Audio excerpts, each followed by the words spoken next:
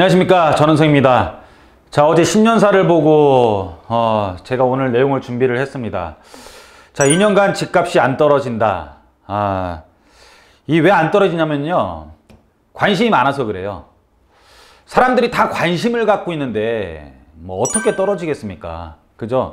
집은 오르는 상품이 아니고 그냥 집은 편안하게 그냥 내가 거주하는 곳이고 내 관심 대상에서 멀어지면 그냥 내가 살면서 일상적으로 그냥 나한테 자연스럽게 발생하는 이런 것들이라면은 내가 관심을 안 가져요. 내가 살면서 자연스럽게 나한테 다가오는 것들, 이런 것들은 관심을 안 가지는데 내가 노력해서 얻어야 되고 이런 것들 다 관심을 갖게 되잖아요. 그렇죠? 그래서 우리가 편안하게 살 수 있게 정부에서는 노력을 하는데 그게 됩니까?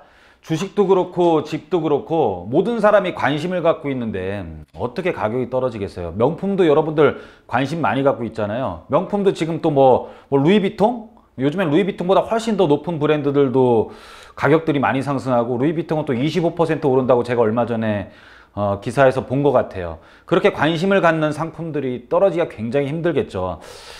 뭐 예전에 대학생들은 핸드폰을 키면 보통 뭐 인스타그램을 한다든지 뭐 페이스북을 한다든지 그런 SNS 활동을 많이 했었는데 지금 보면은요, 다 주식하고 있어요. 지금 이 코스피 상승률은 거의 미친 거죠. 왜 미쳤냐? 사람들이 미친 듯이 관심을 갖고 있으니까. 관심을 갖고 있는 상품은 참 떨어지기가 힘들고, 떨어지게 하려면 또는 유지하게 하려면은 그런 것들이 정책적으로 먹혀야 되는데, 이런 정책들이 2년간은 지금 집을 떨어뜨리기가 굉장히 어려운 상태로 흘러가고 있기 때문에 감히 제가 이렇게 말씀을 드리는 겁니다. 자, 그래서 문제는 공급이라는 것을 다 알고 있습니다. 이제는 누구도 부인을 안 해요. 그전에는 주택 공급 부족하지 않다라고 했었죠. 근데 공급에 대해서 지금 속도를 엄청 내고 있어요. 그래서 심지어 어떤 일까지 발생을 했냐면 지금 다주택자 매각 유도하겠다. 그래서 결론은 간접적인 주택을 공급을 하겠다.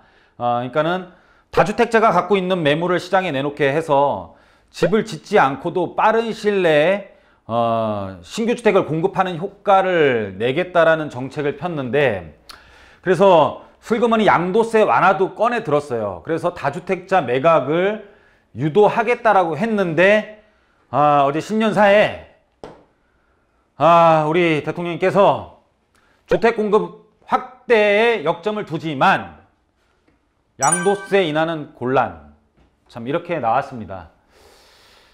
이게 과연 맞는 것인지. 그래서 제가 2년 동안은 재고주택에 대한 공급이 있지 않으면 결국은 신규주택 공급인데 신규주택 공급에 대한 기간이 얼마 걸리겠습니까? 여러분들 생각을 한번 해보십시오. 자, 자산가격 상승에 대한 보상. 자, 지금 30, 40대가 우리나라 인구의 한 30% 정도를 차지를 하고 있어요. 주택을 매입을 해야 되는 퍼센트로 놓고 봤을 때는 30, 40대가 차지하는 비중이 거의 한 70% 정도 됩니다. 근데 그 사람들이 지금 집을 못 사고 있어요. 뭐 대출도 안 돼요. 뭐 특별 분양 받으려면 뭐 연봉 6천 넘어가면 안 돼. 그래서 뭐 이 사람들에 대한 지금 보상들을 지금 어떻게 하느냐. 30대, 특히 30대들은 이제 사회에 나와가지고 월급을 받는데 월급을 모아서 우리가 흔히 말하는 자산시장, 그러니까 주식시장과 부동산 시장에 들어가려고 그랬는데 월급을 모으기도 전에 자산시장이 도망가 버려요. 엄청나게 오릅니다. 그러니까는 뭐 그냥 패닉 상태로 가는 거죠. 그쵸? 그러다 보니까 거기에 대해서 자산 가격이 너무 뛰니까는 정부에서는 이제 어떻게 하냐면은 분양가 상한제도 여러 가지 정책들을 쓰는 거죠. 그래서 뭐 신혼부부 특별 공급을 한다. 뭐 신혼 소득 요건을 완화한다. 돈을 많이 벌어도 니네 청약할 수 있게 해줄게.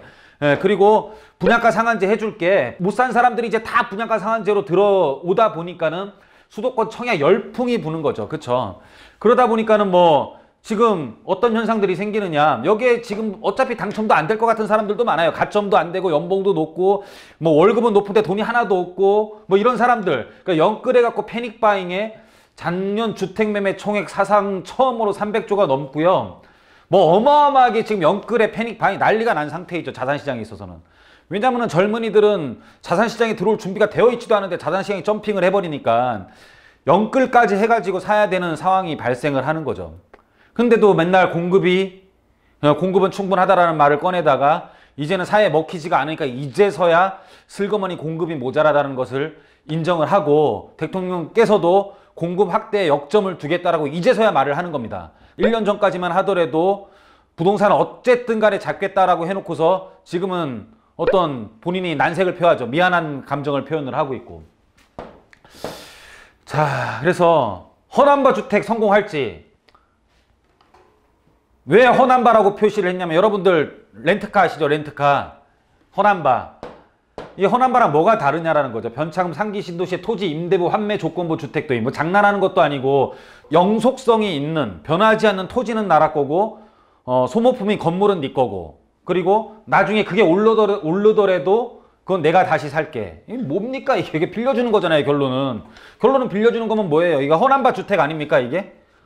그리고 그런 주택을 막 지어요. 누가 봐도 거기에 산다고 그래. 누가 봐도 거기에 산다 그러면 나는 허남바 차를 타고 있는 거랑 똑같은 거죠.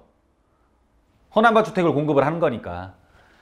그게 과연 성공을 하겠습니까? 성공 못 하겠죠. 그러니까 어떤 정책이 나오느냐. 결론은 도심주택 공급 방안이 나오기 시작을 해요. 도심주택 공급 방안이 나오는데 역세권 중공업지 활용해서 도심의 주택 공급을 하겠다라고 합니다.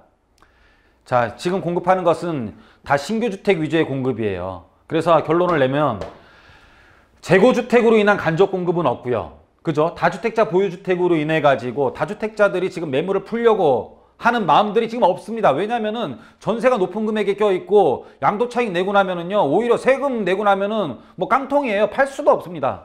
자, 그러다 보니까 양도세를 완화해야 되는데 안 한다고 하니까는 재고주택으로 인한 간접 공급도 없고 신축주택 공급 정책밖에 없어요. 3기 신도시 그리고 민간토지, 역세권 중공업지 공급 등 이런 건 속과 관건이에요. 과연 민간토지에다가 정책을 불어넣을 수가 있을까? 3기 신도시 같은 경우는 우리가 다 그냥 수용해버리면 되는 건데 수용하고 거기서 택지 개발하면 되는 건데 민간토지에 대해서 과연 공급 속도를 낼 수가 있겠냐라는 거죠. 그러다 보니까는 도심 내에서도 2년 동안은 주택 공급이 일어나기가 굉장히 힘든 거예요. 단 하나 풀어준다면 예외사항으로 어떤 게 있냐면 서울시 중공업 지역이 지금 서울시 조례로 기존 용도에서 공장이랑 근생 같은 경우는 주택을 못 짓게 돼 있어요. 오피스텔은 되지만. 근데 이거는 풀릴 가능성이 굉장히 높아요. 그래서 요것 말고는 나머지는 공급하기가 굉장히 어려운 상태를 띠고 있기 때문에 참 여러분들이 어떻게 해야 될지 지금 저희들이랑 잘 상의를 하면서 앞으로 여러분들에 대한 자산 점검을 해야 될 필요성이 있다고 생각을 합니다. 어떻게 투자를 할지 한번 여러분들 잘 생각해 보시고 고민되시는 분들은 저희랑 같이 하면 좋겠습니다. 그래서 2년 동안 제가 지금 감히 집값이 떨어지지 않을 거라고 예상을 한 것은 공급이 모자란 게 다 인정을 했고요. 거기에 대한 공급에 대한 대책 자체가 굉장히 잘못됐다라는 것을 오늘 말씀드리기 위해서 오늘 강의는 준비했습니다. 여러분들 잘 생각해 보시고 또 다음에 여러분들에게 좋은 강의로 만나보도록 하겠습니다. 자, 오늘 강의는 여기서 마치도록 하겠습니다. 감사합니다.